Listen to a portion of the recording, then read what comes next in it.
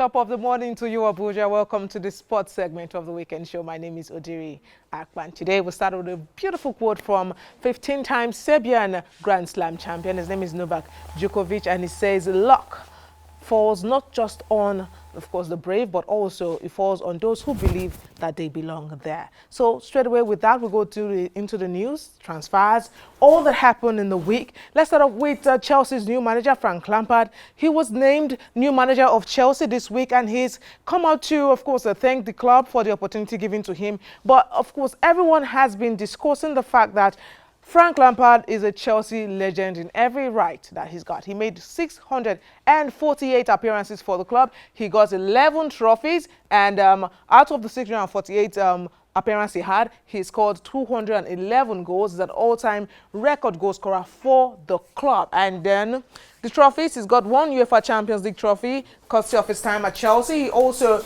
has one UEFA Europa League, and he has 3 Premier League titles, 4 FA Cup titles, and he has 2 League Cup titles. So, still talking about transfers that made around this week, we see that Rodrigo Cascante from Atletico Madrid made the move straight away from there, and he has left the club. And of course, he's going to join up with Manchester City in a £62.8 million move. So, apart from Rodrigo, there are also other players who have moved this week. João Felix, he has become the 5th most expensive player in the world of football. He signed a $126 million pounds deal, and of course he has moved to Atletico Madrid. He is number 5 in the world's highest or top earners or biggest transfer fees. Now look at the number 1, of course, Neymar, 220 million euros. Kylian Mbappe, 180 million euros. Philippe Coutinho, he got 158 million euros. Now, Ousmane Dembele was sold for 147 million euros, and Felix was sold for 126 million euros. Now, don't forget, he's just 19 years old. I am in the wrong profession. Let's go straight to, of course, one man, Jose Perez. He's moved from Newcastle. He joined Leicester City for £30 million also this week. So, apart from that, we go to the Africa Cup of Nations. But before we hit you up with what's happening in Egypt, let's say a very big welcome to my guests, Coach Chris and Calista. You're joining me on the show this morning. Welcome to the show, Calista. Good morning, Odiri. Good morning to you, Coach Chris. Welcome to the show. So, the Africa Cup of Nations, we're done with all the group stages. It's now the round of 16. But before we even get to the games coming up today, 2 games were played yesterday. Morocco versus Benin Republic. And normally you look at a start on paper or the fixture on paper and you say, oh, it's the end of the road for Benin Republic. Morocco had what they call the championship winning manager, Hervé Renard, and then they were held to a 1-1 draw, and then they lost on penalties. Now, Calista, what's most astounding about that result is that they lost on penalties. They had a penalty to win the game in normal time. Ziyech lost, Hakim, I beg your pardon, lost that penalty, and then they went to the penalties and they lost 4-1. What happened?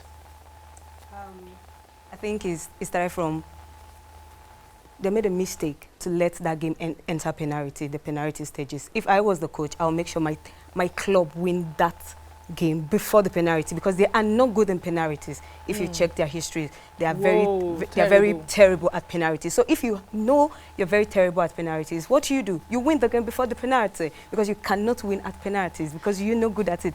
That is just what you're not good at. Okay, so Coach Chris, penalties. You prepare for penalties. You train for penalties. Of course. And then history is not your side, and you still lose. Of course, that's what I always do when I'm prepared. Even before a tournament, I always teach my players to know the best penalty takers. That's the best thing to do, because you don't know where you will come across, maybe during the match, so that you can know the best taker.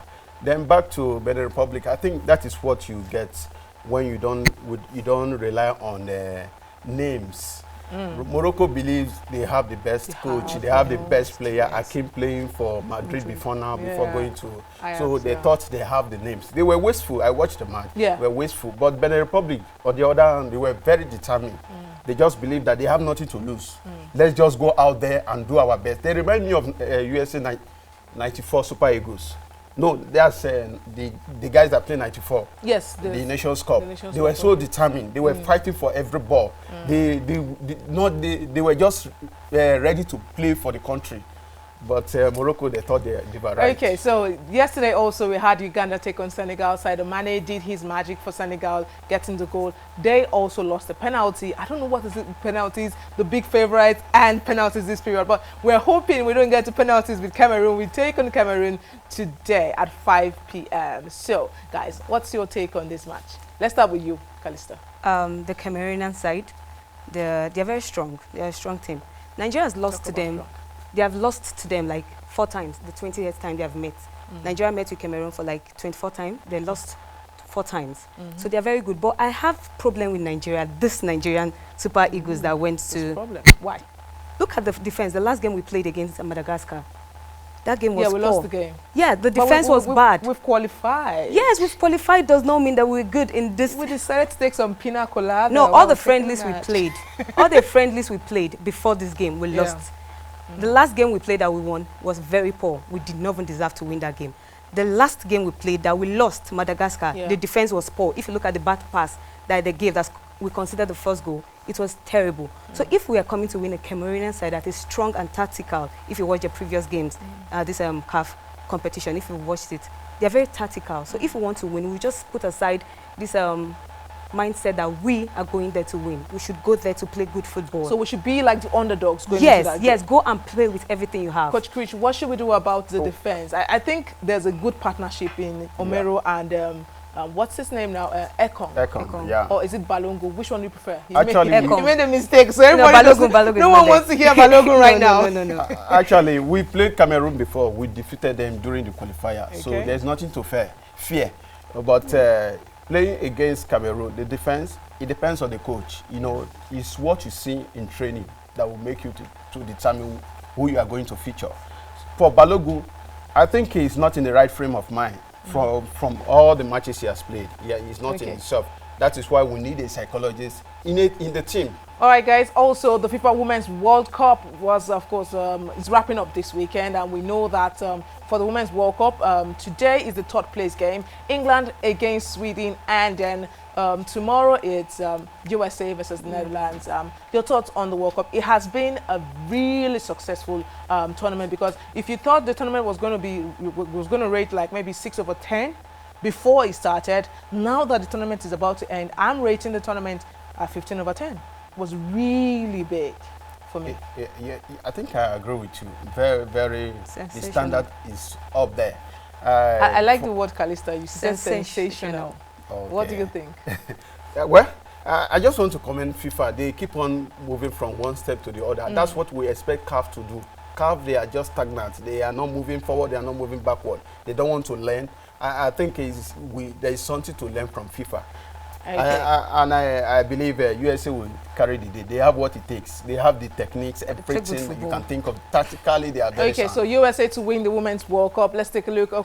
We can take a look at the video right now, but you can see it in the background. But let's say the Copa America, again, Argentina has messed up. And, of course, they lost in the semi-final to Brazil 2-0. So it's a Brazil-Peru final, because Peru defeated the defending champions, Chile, to get to the final in this one.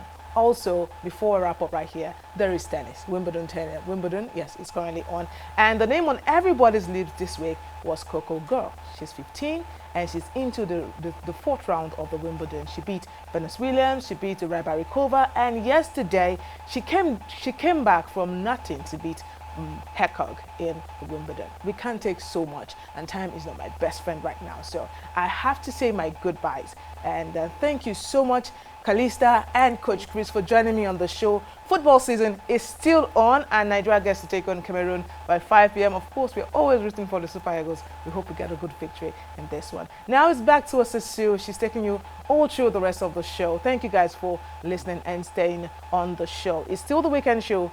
Back to Cecile right now.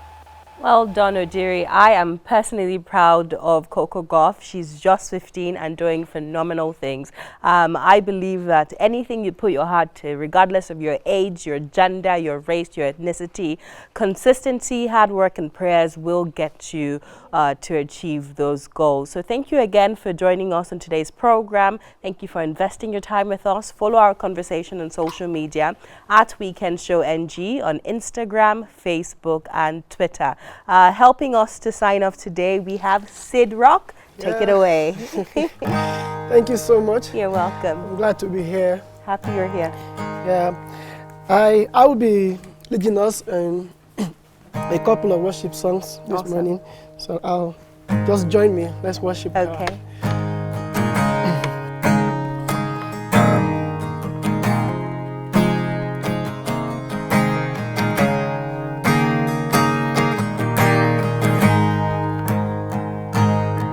So I come to you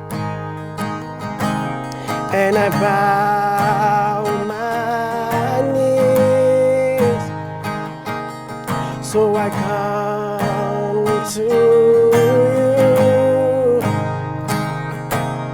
and I bow my knees to the one that I adore. 'Cause you're the one that I adore. You're the one that I adore. You're the one that I adore.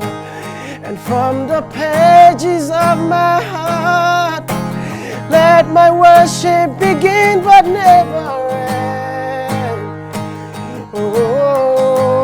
Oh, from the pages of my heart, let my worship begin but never end.